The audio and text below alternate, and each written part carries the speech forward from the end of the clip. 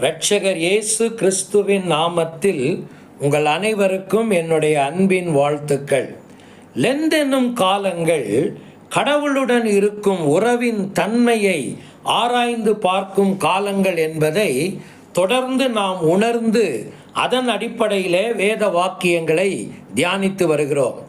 கடந்த தியானத்திலே நான் உங்களோடு பகிர்ந்து கொண்டது போலவே இந்த தியானத்திலும் வெளிப்படுத்தின விசேஷம் 2ஆம் அதிகாரத்தை நாம் எடுத்துக்கொள்வோம். எபேசுவின் மக்களை ஆண்டவர் பாராட்டின இடங்கள் சில இடங்கள் உண்டு. அதிலே ஒரு இடம் என்னவென்றால், இந்த திருச்சபைக்கு ஆவிக்குரிய பகுத்தறிவு இருந்தது. எது சரியானது, எது தவறானது, எது நேர்மையானது, எது பொல்லாப்பானது என்பதை பகுத்தறியும் தன்மையோடே அந்த மக்கள் இருந்தார்கள். இதைத்தான் நீங்கள் 2வது வசனத்தின் பின்பகுதியிலே வாசிக்கிறீர்கள். அப்போஸ்தலர் அல்லாதவர்கள் தங்களை அப்போஸ்தலர் என்று சொல்லுகிறதை நீ சோதித்து அவர்களை பொய்யர் என்று கண்டறிந்ததையும் என்று ஆண்டவர் சொல்லுகிறார்.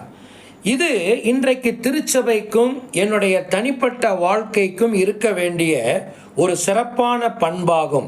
சில நேரங்களிலே வெளிப்படையாக நமக்கு தெரிகிற அல்லது விமர்சிக்கப்படுகிற உணர்த்தப்படுகிற காரியங்களைத்தான் நாம் தவறு என்று உணர்கிறோம். ஒருவேளை ஒரு பொய்யை அப்படி நாம் ஏற்றுக்கொள்ளுகிறோம், ஒரு களவை அப்படி நாம் ஏற்றுக்கொள்ளுகிறோம், ஒரு வஞ்சகத்தை ஏற்றுக்கொள்ளுகிறோம், ஒரு விபச்சார பாவத்தை நாம் ஏற்றுக்கொள்ளுகிறோம், ஒரு கொள்ளையை அப்படி ஏற்றுக்கொள்ளுகிறோம்.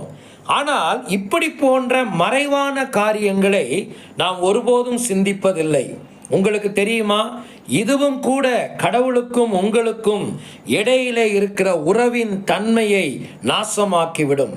நீங்கள் ஒரு தேவனுடைய பிள்ளையாக இருக்கும்போது உங்களுக்கு எது சரியானது, எது தவறானது என்று பகுத்தறியக்கூடிய ஆவிக்குரிய பகுத்தறிவை நீங்கள் பெற்றிருக்க வேண்டும். அதிலே நீங்கள் தவறி போனாலும் கூட உங்களுடைய அன்பு தேய்மானத்தை காணும், இழப்பையும் அது நஷ்டத்தையும் காணும் என்பதில் எந்த விதமான சந்தேகமும் இல்லை. அப்போஸ்தலர்கள், மெய்யான அப்போஸ்தலர்கள் இருந்த காலகட்டங்களிலே பல கள்ள போதகர்கள் அன்றைக்கு தங்களை அப்போஸ்தலர்கள் என்கிற பெயரோடு சபைகளுக்குள்ளே நுழைந்து தவறான கோட்பாடுகளை அவர்கள் பிரசங்கித்து கொண்டிருந்தார்கள். இதனால் பல மக்கள் ஏமாற்றப்படவும் வஞ்சிக்கப்படவும் கூட ஏது உண்டாயிற்று. ஆனால் எபேசு சபையின் மக்கள் இதில் வலுவான மக்களாக இருந்தார்கள். அப்போஸ்தலர்கள் என்று தங்களை சொல்லிக்கொண்டு திருச்சபைக்குள்ளே நுழைந்து அவர்கள் தவறான காரியங்களை போதித்த போது அவர்களை பொய்யர் என்று அவர்கள் கண்டறிந்து அவர்கள் எதிர்த்து நின்றதை குறித்து நீங்கள் திருமறையிலே வாசிக்கிறீர்கள். பிரியமானவர்களே, உங்களுடைய வாழ்க்கையிலே இதை நீங்கள் உணர்ந்திருக்கிறீர்களா? நீங்கள் ஒரு கர்த்தருடைய பிள்ளையாய் வாழும் பட்சத்தில் இந்த ஆவிக்குரிய பகுத்தறிவு உங்களுக்கு வேண்டும். விசேஷமாக உபதேச நிலைகளிலே வசனத்துக்கு புறம்பான அனுபவங்களையும் உணர்ச்சிகளையும் கோட்பாடுகளையும் பிரசங்கிக்கிற பொய்யர்கள் பெருகி போன காலகட்டங்களிலே எது சரியான சத்தியம் என்பதை திருமறையின் அடிப்படையிலே தீர்மானித்து அப்படிப்பட்ட மனிதர்களையும் நீங்கள் எதிர்த்து நிற்க பழகிக்கொள்ள வேண்டும். இல்லாவிட்டால் அதுவும் கூட உங்களுடைய உறவு நிலைகளிலே சேதத்தை ஏற்படுத்தும். ஆராய்ந்து பார்ப்போமா? கடந்த நாட்களிலே ஆண்டவரே, என்னுடைய வாழ்க்கையிலே இந்த நிலைகளிலே நான் பலவீனமாக இருக்கிறேன், எனக்கு இன்னும் எது சரியானது எது தவறானது என்று பகுத்துணர முடியவில்லை, யார் சரியான ஊழியர்கள் யார் தவறான மக்கள் என்பதை என்னால் பகுத்தறிய இயலவில்லை. வசனத்தின் அறிவை எனக்கு தாரும், வேத வசனத்தின் ஞானத்தினால் என்னை நிரப்பும், அதை கொண்டு நான் இவர்களை சரியான விதத்திலே தீர்மானிக்க எனக்கு அருள் தாரும் என்று ஆண்டவரிடத்திலே கெஞ்சுவோம். அப்படிப்பட்ட நிலைகளிலே நீங்கள் சிக்கி இருப்பீர்களானால் இந்த நாட்களிலே அதுவும் கூட உணர வேண்டிய ஒரு பாவம்தான், அறிக்கை செய்யப்பட வேண்டிய பாவம்தான். கெஞ்சுவோமா ஆண்டவரிடத்தில்?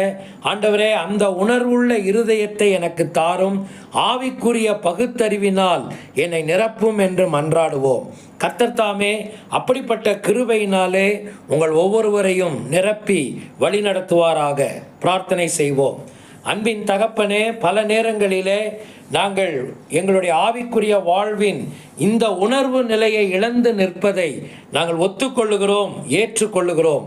வசனத்தின் பால் நாங்கள் காட்டுகிற அசதியும் அதற்காக நாங்கள் காட்டுகிற ஆர்வ குறைவுமே எங்களை இந்த நிலைக்கு வழிநடத்துகிறது என்பதை உணர்ந்து மனம் திரும்ப எங்களுக்கு உதவி செய்யும். இயேசுவின் நிமித்தமே வேண்டிக் கொள்ளுகிறோம் நல்ல பிதாவே, ஆமேன்.